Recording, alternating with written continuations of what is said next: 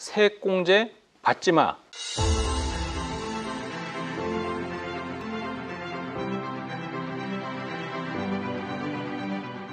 안녕하세요, 백다마TV입니다. 오늘 이야기해드릴 내용은 세액공제 받지 마입니다. 제가 이 주제를 세액공제 받지 마 이렇게 좀 자극적으로 지은 이유는 당장 매년 받은 이 세액공제로 인해서 먼 미래에 이 소득세 폭탄 그리고 이 건보료 폭탄을 맞을 수 있기 때문입니다. 무슨 말인지 좀 상세히 설명을 드리도록 하겠습니다. 첫 번째는 이 연금소득세가 폭탄으로 돌아올 수도 있죠. 지금 현재는 연금소득세가 연 1,200만 원까지는 3에서 5% 정도밖에는 안 됩니다. 하지만 좀 생각을 해봐야 될 걸 뭐냐면은 지금 20대들은 30대들은 연금을 받게 되는 그 시기가 오려면은 짧게는 30년, 길게는 40년이 남은 건데 과연 그때까지 이 연금소득세가 3에서 5% 구간으로 남아있을 것인가? 요거 좀 생각을 해볼 필요는 있죠. 물론 저만의 기후일 수도 있겠으나 앞으로 미래의 인구가 줄어들고 또 노령 인구가 많아지고 국가의 재정은 어쨌든 더 많이 필요로 하게 되는데 과연 이 소득세율이 유지 혹은 뭐 할인까지는 정말 조금 말도 안 되는 시나리오 같고 저는 좀 인상 가능성을 굉장히 좀 높게 점치고 있습니다. 두 번째는 이 건강보험료라는 복병입니다. 최근에 이 국민건강보험공단의 재정 상태가 그렇게 썩 양호하지 않다 보니까 굉장히 우려 섞인 이야기들이 많이 나옵니다. 결국에는 보험료를 올려야 된다 이런 뉴스들도 굉장히 흔하게 볼 수가 있고 실제로 얼마 전에 이 피부양자 유지에 대한 조건도 강화를 했죠. 그리고 이 건강보험료라는 것은 어쨌든 소득 베이스잖아요. 소득이 높으면은 많이 내는 건데 그럼 이 소득을 어디까지 볼 것이냐가 중요하겠죠. 사업소득이라든지 근로소득은 당연히 소득으로 볼 수가 있는 거고 여기에 임대소득이라든지 이자소득, 배당소득 연금소득 등도 포함이 될 수도 있습니다. 많은 분들이 잘 모르고 계신 부분이 뭐냐면은 연금소득 하면은 공적연금만 생각을 하고 계신다라는 거예요. 그러니까 국민연금이라든지 공무원, 사학연금 이런 부분만 소득으로 인정이 돼서 보험료를 내는 게 아니냐. 그게 아닙니다. 사적연금에 대해서도 건강보험료를 낼 수가 있어요. 물론 아직까지는 내고 있지는 않습니다. 그런데 중요한 건 뭐냐면은 법적으로는 이미 이 사적연금에 대해서도 이 건강보험료를 부과가 될 수 있게끔 이미 다 명시가 돼 있어요. 근데 이게 수면 위로 떠오르게 된 거는 사실 몇 달 안 됐습니다. 감사원에서 국민건강보험공단의 재정 상태가 계속 안 좋다고 하는데 이 보험료를 그럼 더 걷어야 되잖아요. 근데 이런 사적연금 왜 소득으로 인정하지 않고 보험료를 부과하지 않느냐 이걸 좀 문제 삼았단 말이죠. 이미 법적으로 다 부과를 해도 되는데 그래서 그때 한참 좀 이슈가 생기다가 좀 반발이 좀 있었죠. 그래서 지금은 좀 사그라들었지만 어찌됐든 중요한 건 뭐냐면은 법으로는 이미 다 사적연금도 이 기준소득에 다 포함이 되게끔 돼 있어요. 그렇기 때문에 시간의 문제이지 않을까라는 좀 우려를 할 수밖에 없을 것 같습니다. 자, 그럼 실제로 한번 그 법령 내용을 한번 살펴보시죠. 이거는 이 국민건강보험법 시행령 41조 내용인데요. 국민건강보험료 산정에 포함되는 이 소득 월액에 포함되는 연금소득이 명시가 이렇게 딱 돼 있죠. 그리고 이 소득세법 20조 3 항목을 보게 되면은 이 연금소득을 이렇게 명시를 하고 있어요.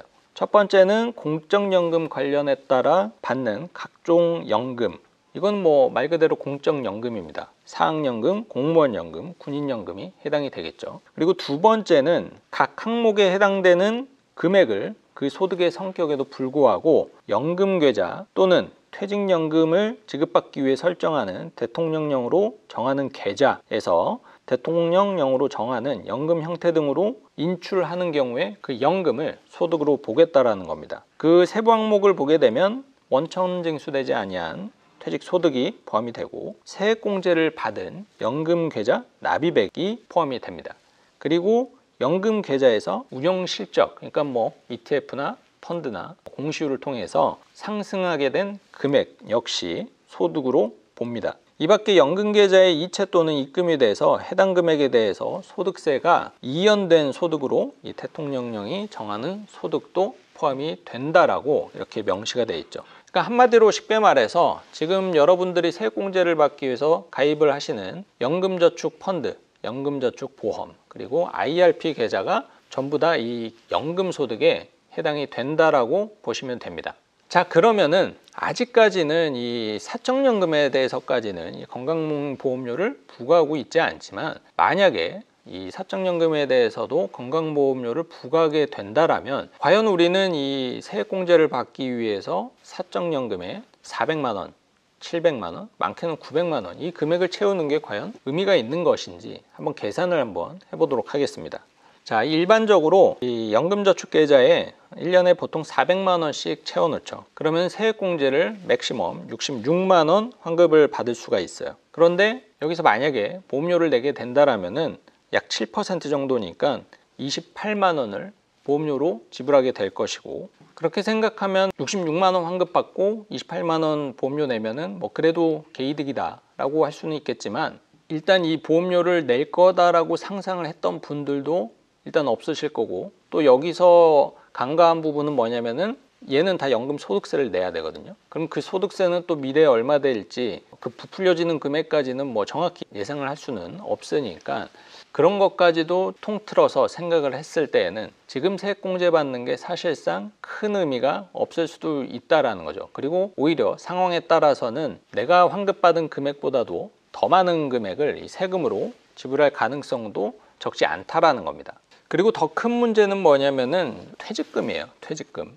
일반적으로 퇴직금은 일단 사이즈가 좀 큰 편이에요. 개인연금보다도 훨씬 더 큰 경우가 많죠. 그리고 많은 사람들이 퇴직소득세 할인을 받기 위해서 일시금으로 퇴직소득을 수령을 하기보다는 이 IRP 계좌 등을 통해서 연금 수령을 하시는 분들도 요즘에는 꽤 많습니다. 그런데 이러한 경우에 이 건강보험료를 내게 되면 과연 이 퇴직소득세를 할인받은 게 의미가 있을 것인지 좀 고민이 필요한데, 계산을 한번 해보면 약 퇴직금을 1억 원을 받는다. 그럼 세금을 얼마 낼까요? 근속연수가 20년이라고 가정을 하면은 대략 한 300만 원 정도 퇴직소득세가 발생이 됩니다. 그러니까 생각보다는 뭐 그렇게 큰 금액은 아니에요. 하지만 이 퇴직소득세는 좀 변수가 굉장히 많기 때문에 이 자료는 참고만 일단 하시고요. 그런데 이 300만 원의 세금이 아까워서 이 퇴직연금 IRP 계좌를 선택을 해서 연금으로 받게 되면 대략 한 30-40% 정도 할인을 받을 수 있으니 세금적으로 봤을 때 이득을 보는 게 약 100만 원 정도가 되죠. 하지만 이 퇴직연금 소득에 대해서 건강보험료가 부과가 된다라면은 일단 원금 1억에 대해서 7%만 계산을 하더라도 건강보험료만 700만 원을 내야 된다라는 거예요.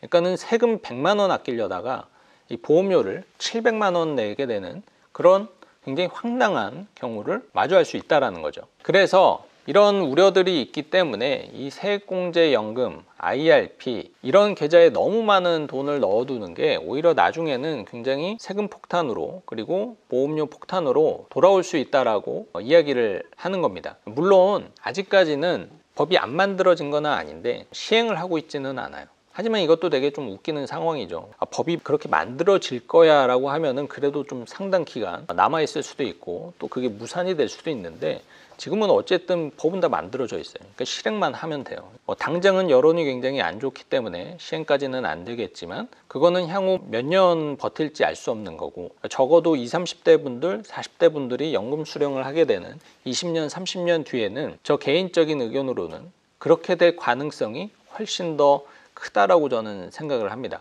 그렇기 때문에 당장 매년 받는 세액공제 그 몇 푼 받으려고 그렇게 큰 노력을 하지는 마세요. 어차피 세액공제 받아봤자 그다 돈 쓰지 뭐 다시 연금계좌로 저축해갖고 노후에 연금을 더 늘리려고 하지는 않으시잖아요. 그러니까 뭐 당장은 세금을 좀 더 낼 수 있더라도 더 길게 봐서 오히려 절세할 수 있는 방법이 무엇인지를 다시 한번 좀 고민을 해보시면서 연금저축액, IRP에 대한 납입금액을 좀 조절할 필요가 있다라고 저는 생각을 합니다. 네, 오늘은 이 세액공제연금과 이 건강보험료 이슈에 대한 이야기를 해드렸습니다. 저는 앞으로 이 추세가 이런 이슈 때문에 이 비과세 상품이 더더욱 중요해졌다라고 생각을 합니다. 여러분들도 뭐 당장 돌려받는 세금에 너무 연연하지 마시고 길게 봤을 때 세금을 줄이거나 내지 않는 방법을 강구해 보시길 바라겠고, 오늘 내용 도움 되셨으면 좋아요와 구독 눌러주세요.